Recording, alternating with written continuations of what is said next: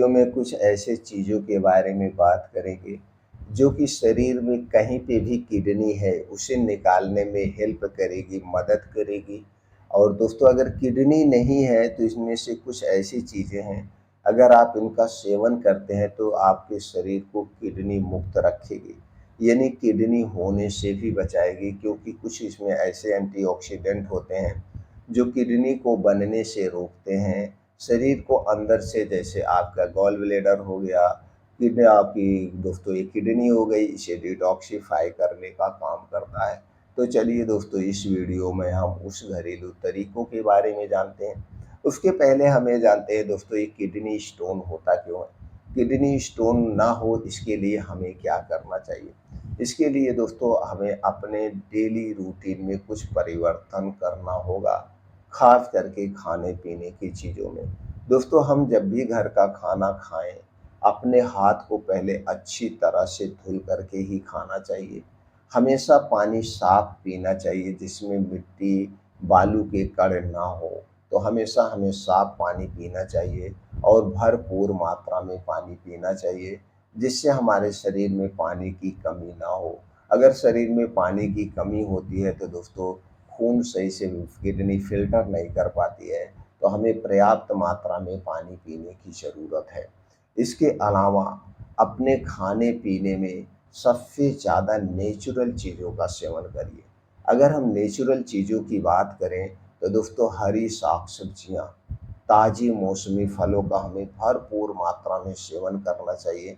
अनाज कम लेना चाहिए, सब्जियां और फलों का सेवन ज़्यादा करना चाहिए, क्योंकि सब्जियों और फलों में सबसे ज़्यादा मात्रा में फाइबर पाया जाता है, प्रोटीन्स, विटामिन्स और ख़ास करके विटामिन सी पाए जाते हैं, जो कि हमारे अंदर के जो आर्गन हैं, लीवर है, किडनी है, छोटी आंतें, बड़ी आंतें हैं, इन्हें क्लीन करने का काम करता है, डिटॉक्सिफाई करने का काम करता है। और दोस्तों फाइबर हमारे पाचन तंत्र के लिए बहुत ही फायदेमंद है।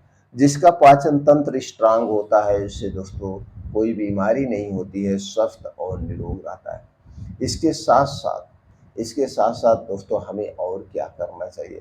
हमें अपने डेली रूटीन में कुछ खट्टे फलों को शामिल करना चाहिए, जैसे नींबू, संतरा हो गया, आपका गाजर हो गया, चुकंदर हो गया। इनमें दोस्तों सभी तरह के पोषक तत्व पाए जाते हैं, बड़े ही फायदेमंद है, इन्हें लेना चाहिए। अब क्या हमें नहीं करना चाहिए ये भी जानने की ज़रूरत है। इसके अलावा हमें डेली 2 घंटे का समय निकाल करके शारीरिक गतिविधि बनाना चाहिए।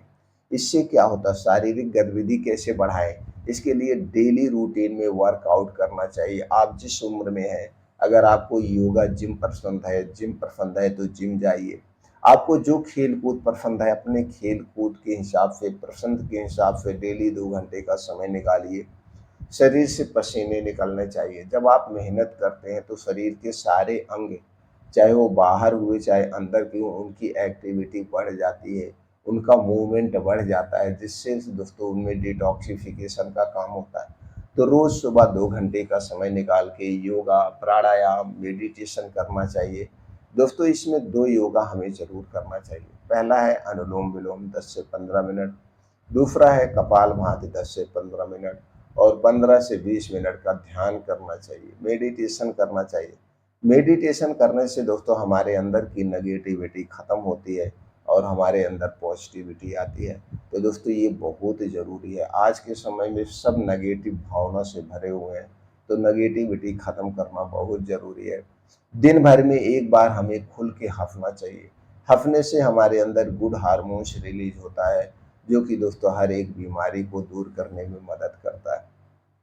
तो ये हमारी दिनचर्या होनी चाहिए, और ख़ास करके रात में ध्यान देना है दोस्तों। रात का खाना हमें देर रात में नहीं खाना है। रात का खाना हमें प्रकृति के अनुसार खाना चाहिए, क्योंकि जो ये हमारा पाचन तंत्र है प्रकृति से जुड़ा हुआ है। तो रात का खाना सूर्य डूबने के पहले खाने का प्रयास करिए, या जितना जल्दी हो सके उतना जल्दी खाइए। 8 बजे 7 बजे के पहले आप अपना खाना पीना निपटा दीजिए। अगर आप 8 बजे तक खाना खा रहे हैं तो दोस्तों एकदम हल्का खाना खाएंगे, सुपाच्य खाना खाएंगे। रात के खाने में तली भुनी चीज़ें, गरिष्ठ भोजन नहीं होना चाहिए। रात में तो बिल्कुल नहीं होना चाहिए। सिर्फ रात में हमें भूख मिटाना है, मुंह जूठा करना है, इससे ज़्यादा नहीं। अगर आप भरपेट खाना खाना चाहते हैं तो दोस्तों सूर्य डूबने के 1 घंटा पहले खाइए।